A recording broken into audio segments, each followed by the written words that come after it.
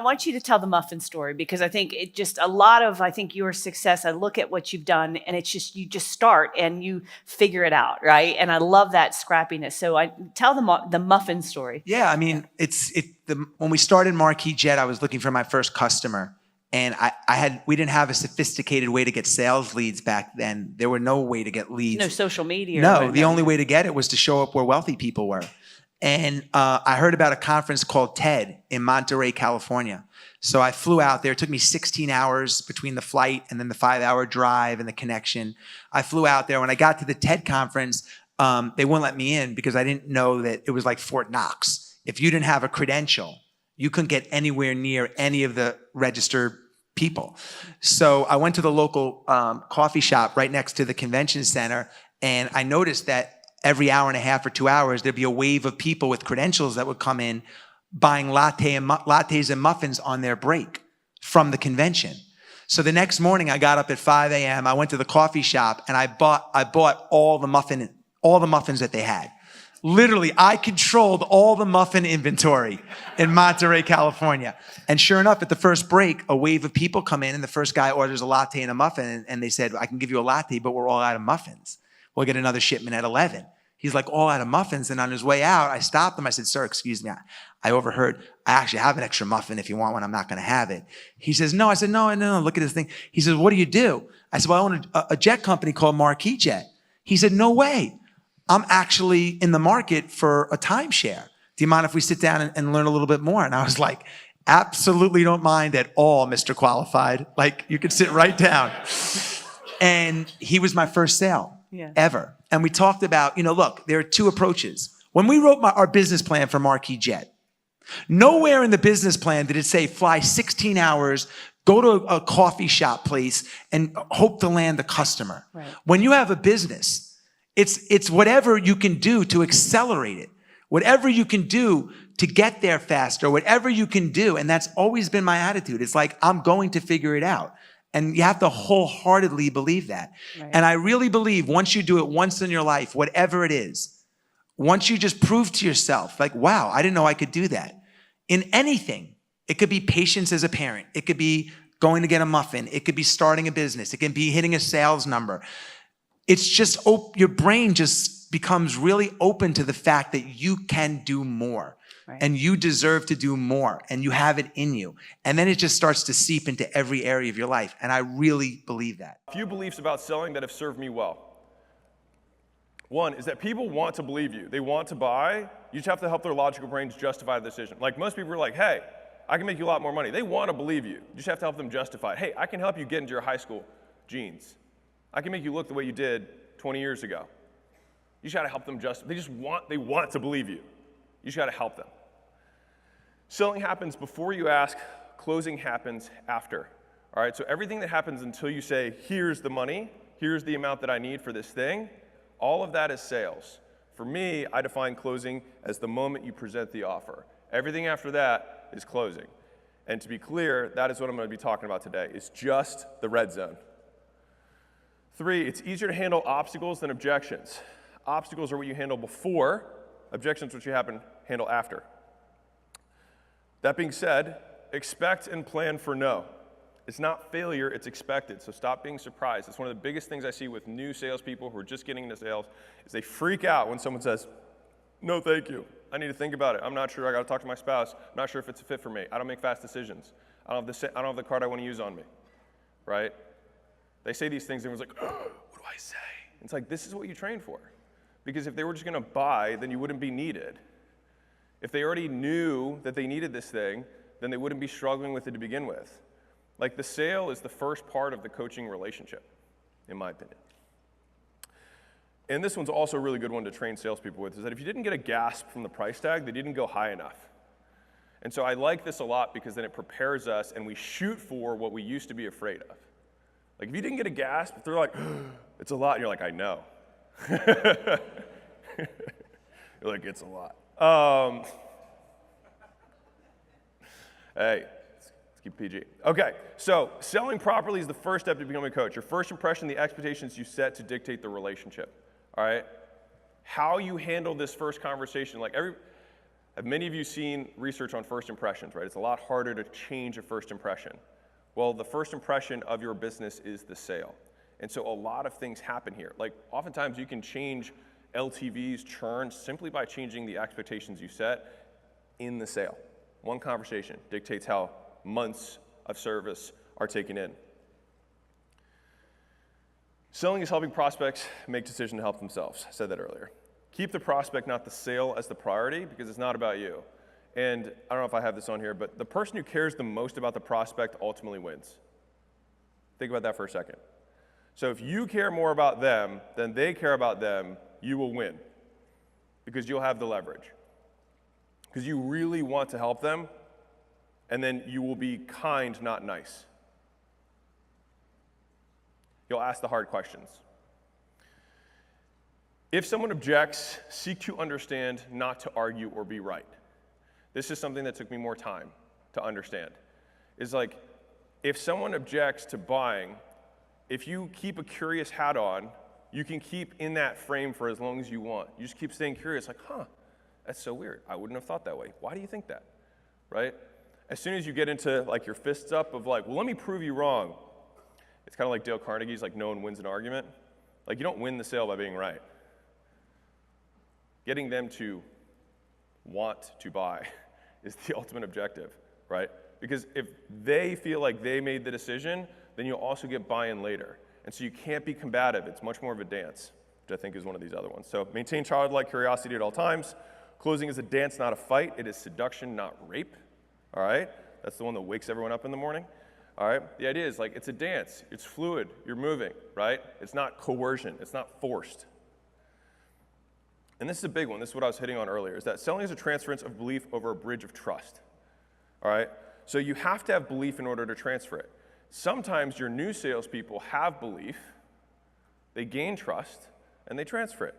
And then they learn more about your company, and then they have less trust, and they have less belief, and even though they have trust with the prospect, because they have trust, they don't transfer the belief because they don't have it anymore. They used to. They thought you were all that, and now they don't. And so they can't transfer it because there's nothing there. And so anyone ever met somebody who became like a born-again Christian? I don't want to put a term on it. Anyone change religious beliefs that like you know? Anyone? Like in your life? Okay. So one of the really interesting things, at least that I've observed, is that like if someone comes to me, and it doesn't even have to be a religious thing, it's just an easy one to observe, is that they're so convicted in their new belief that you start to question you're like, maybe they are right, right? And the thing is that like the best sales tool is belief. And I keep repeating this because if I'm gonna turn a whole sales team around, all the stuff I'm gonna show you is the hand-to-hand stuff. You gotta memorize the stuff, you gotta know the stuff, but this is like the sets and reps, right, of sales. But if the team doesn't believe, it just doesn't matter. I got flown in to turn this sales team around years ago, and it was a mortgage sales company, and they were selling mortgage leads. And first, the morning, I rewrote the script, repositioned it, blah, blah, blah. And in the afternoon, they wanted me to train the guys. So I got on the sales floor, they gathered everybody around. They wanted me to do like a Glengarry Glen Ross, if you've seen that scene, like always be closing. And so they wanted me to like rile the troops up. And so I sat down and I was like, who's the guy you're having issues with? And they're like, John. I was like, John, how good are the leads? That's what they were selling. It's like, how good are the leads? He's like, well, they're, and I was like, I'm good, thanks, man. And I was like, it was a simple question. I was like, if you believed, you would have been like, dude, these leads are so good. Right now, I'm studying for my real estate exam so I can start taking these leads. I got my aunt to quit her job so that she can start taking these leads. My uncle is a realtor, so I'm selling him leads right now. And honestly, I hope that in 12 weeks, I'll be out of this role so I can start doing these too. I was like, that's what it sounds like when you believe. You don't believe, so of course you don't sell. I was like, it doesn't matter, and then I ripped up the script to be all dramatic. I was like, it doesn't matter what's the words on here. I was like, if you guys don't believe, it's not, like none of this will matter. And then they went and closed a bunch, right? But it was like, it's about the belief more than anything. And so if you need to fix that first with you or your team. And if there are things that you know you should do to fix the product, to make a better onboarding experience, et cetera, do that, because the thing is that when you do that, you will approach the sale differently because you'll be so confident what you're delivering. You can only build trust if you genuinely want to help, and humans are exceptionally good at sniffing out intention. Like, we've got thousands of years of adaptation and evolution to help us see who is lying to us. And so it's like commission breath. I like that term a lot. If you have commission breath, people can smell it. And so I think one of the big frame shifts that I like to do when I approach a sale is like, it's about them. I just want to help this person.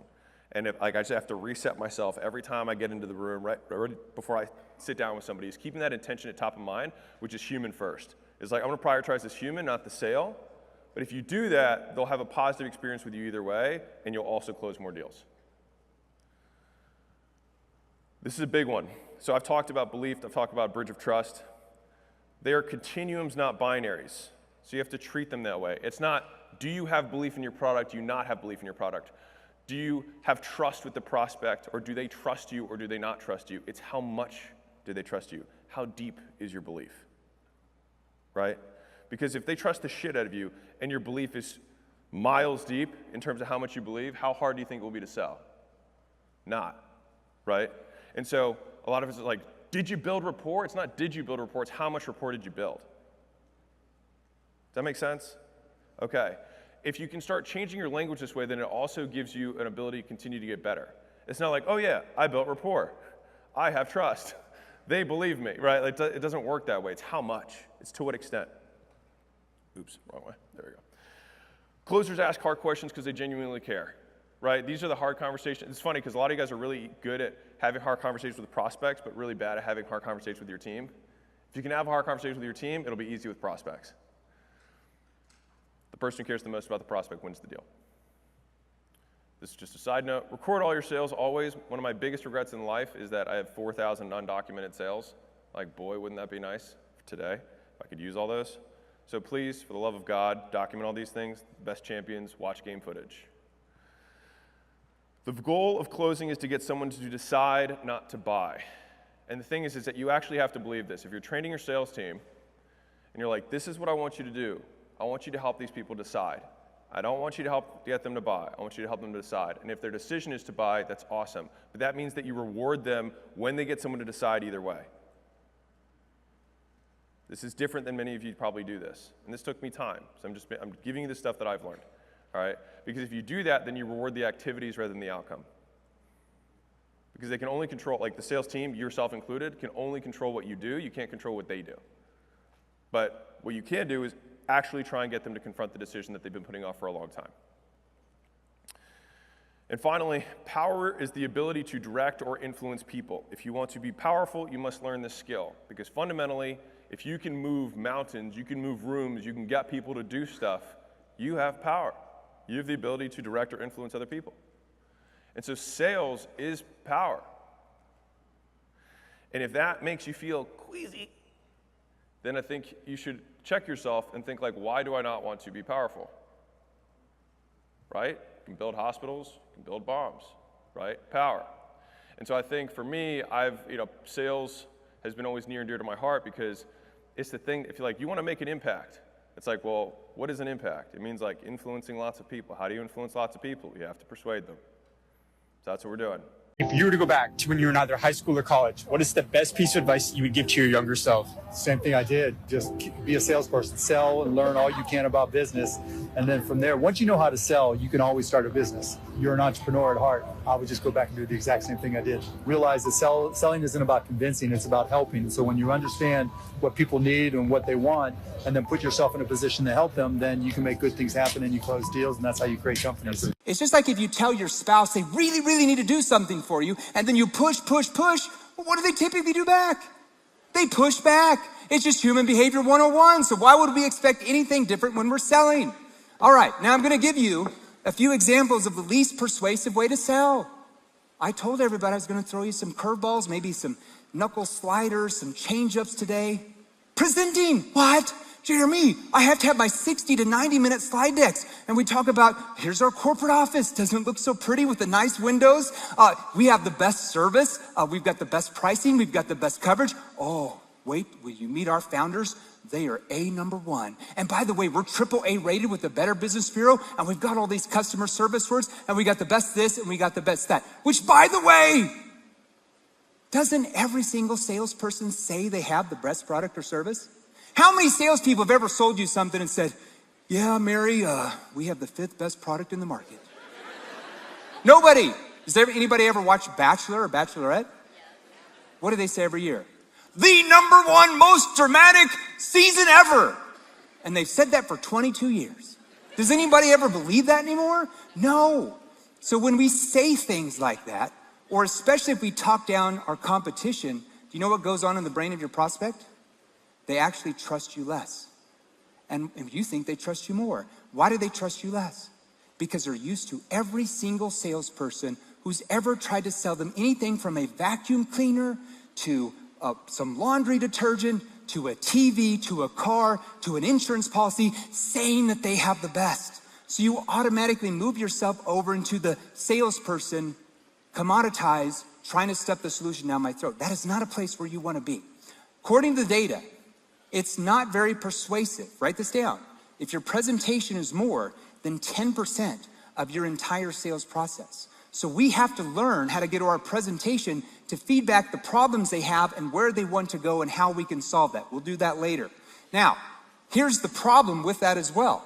Do you know what the average salesperson in North America, even in this industry, you know the percentage they present? 50%. 50% of the time. I know you're guilty. Don't tell me you're not doing it 50% of the time. Telling your story. I hate to tell you this. Nobody cares about your story when you're selling one-to-one. Whose story did they mainly care about? They care about their story. Oh my gosh, I can't believe it. What about giving a sales pitch? We've all been taught to give a great pitch. Who in here watched Shark Tank on CNBC? What do the entrepreneurs come out and do to the sharks when they're out there setting? They go into their pitch, right? I want you to watch the body language of Damon John, Mark Cuban, Barbara, Mr. Wonderful, Kevin, everybody they rotate in there. Watch. They're like, whoa, because they're like, hey, I'm really excited about what we have. We got the best this. One ear out the other. Hashtag ditch the pitch. We even have shirts for our clients now that say hashtag ditch the pitch. You got to ditch the pitch if you want to be great at selling. All right, putting sales pressure on them.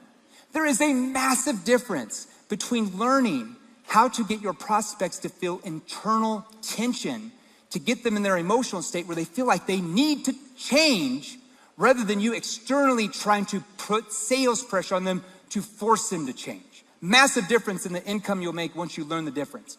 And the big one, assuming the sale. Oh my God, Jeremy, you're telling me everything is wrong that I'm doing right now.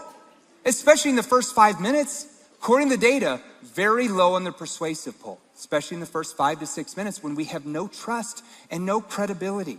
According to the data, that's why I always believe that assuming the sale has triggered this saying that sales is a numbers game. Well, it's only a numbers game because of what you're saying and or not asking that's triggering them to run the other way. Okay? All right, let's keep moving on. I'm getting crazy now.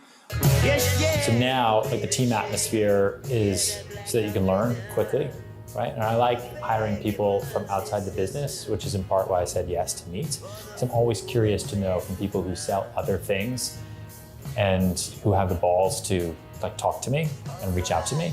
Right? It goes a long way. And that means you have like the courage to talk to other people and people on the street and other clients. What was the best day of your life? What was the worst day of your life?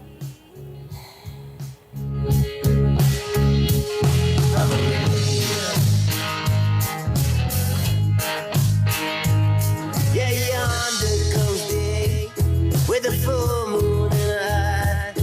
I like the old ways, those mystical times. I mean, if you watched last week's vlog, she's the girl that stopped me in the elevator coming out of that Harlem panel saying that she knows who I am and she wants to work for me and she just needs 5 minutes. And I said, okay. And so she actually came in and we just had our 5 minutes. Went for longer than 5 minutes.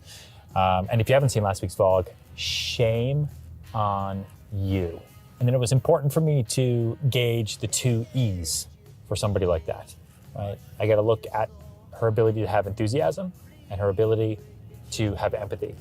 Enthusiasm, I asked her to tell me about the greatest day in her life. And she told me about the day she proposed to her girlfriend in Mykonos and walked me through the whole story. So that shows to me that she was enthusiastic while doing it, which was good.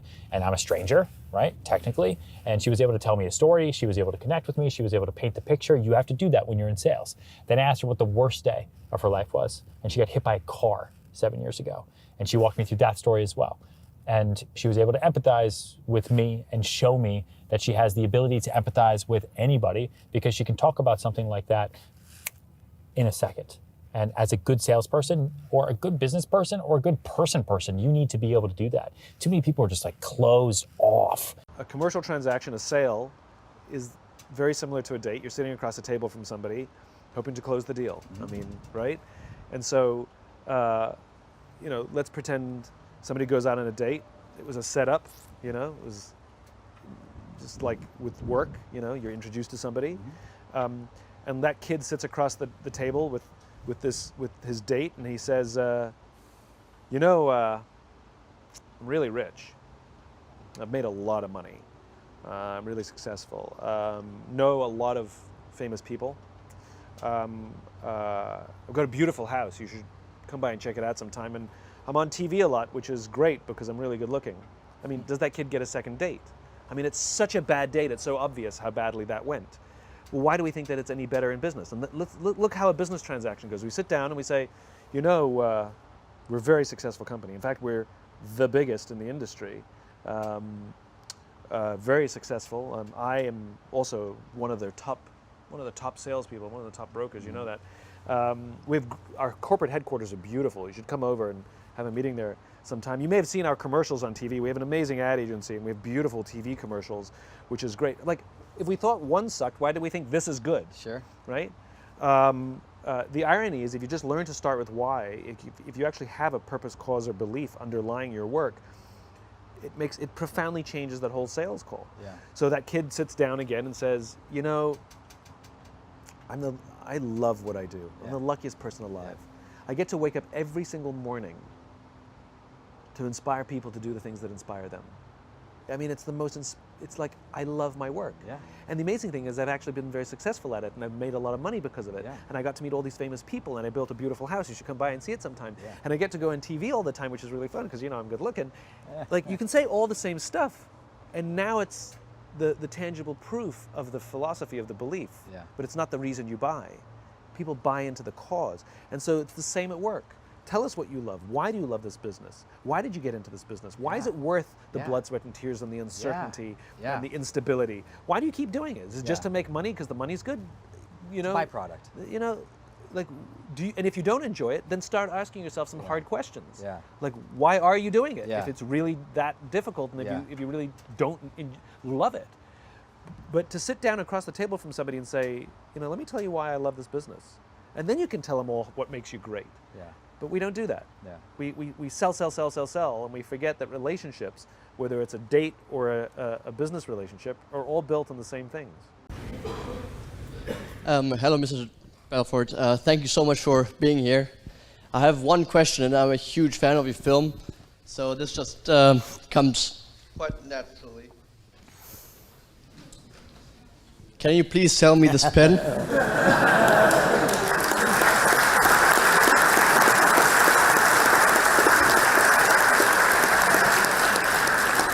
No one's ever asked me that before. It's the first time.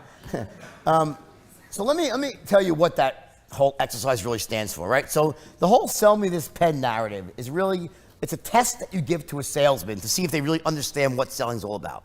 If you ask someone who's not a professional salesman, who doesn't have the right instincts, they'll start actually trying to sell you a pen. This pen is great. This pen writes upside down. It's the best value for its money. This pen will last forever. Buy this pen. Here's the thing. Only one rational thing you could do when someone says, sell me this pen, and that is to start asking them questions. So tell me, how long have you been in the market for a pen? What type of pens have you used in the past? Is it business or personal? Typically when you buy a pen, what type of money do you spend on one? Do you buy expensive pen? The key to selling is to find out, step one, what are your clients' needs, values? What pain are they looking to resolve? What do they need? And you're looking to fill that need at the utmost basic level, right? Well, when you just go out and try to sell something to someone, what you're saying is, I don't give a shit about you. I'm just gonna ram this down your throat, right? I wanna know what you need. I wanna know what you've done in the past. So you ask questions. If I ask someone, hey, so how long have you been in the market for a pen? They say, oh, I'm not looking for a pen.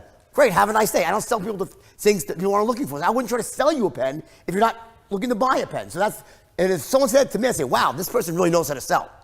Because the biggest mistake that rookie salesmen make is they try to sell to everybody versus weeding out people who are not interested and only selling to those who are. So I ask questions, but not any question. I ask pointed questions to identify what type of pens you've used in the past, how much money you have. Now, the pen is like a euphemism for any product, right? By doing that, I can get a good sense of what you're about. And then when I'm done asking my questions and I know what I need to know, I'll say, well, based on what you said to me, this pen is the perfect if you let me tell you why.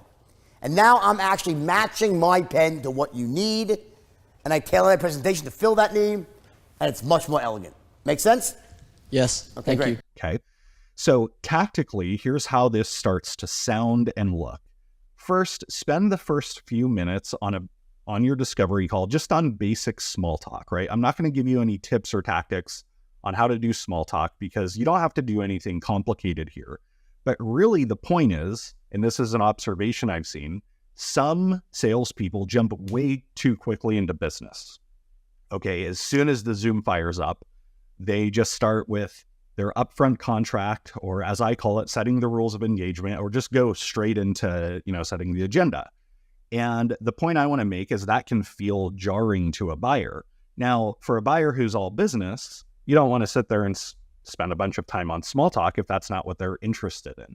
So just get a sense for the first couple minutes, see how much small talk they want to have. And as soon as you get a sense that it's time to transition into talking about business, the transitionary phrase that you are going to use is, do you mind if we talk about the agenda?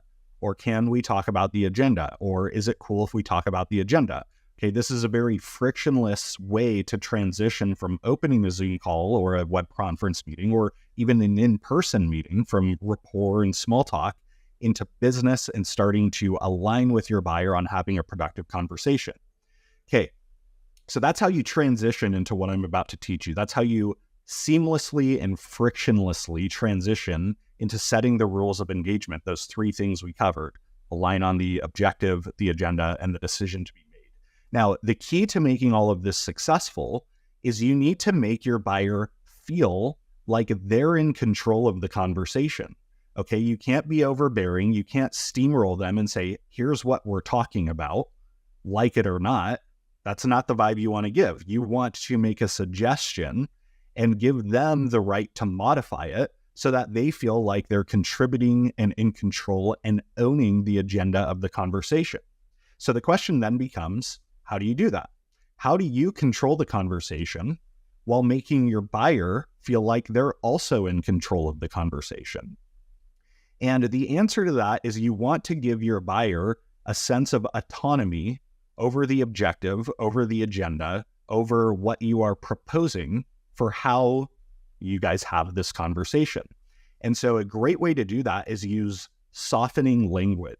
Okay, as you're making suggestions, this is a skill you can use throughout your sales cycle, not just here, but whenever you're making suggestions to a buyer, it's great to soften them with phrases like what you're looking at, because even though you're making what is usually a hard suggestion, it feels like they have veto power over it.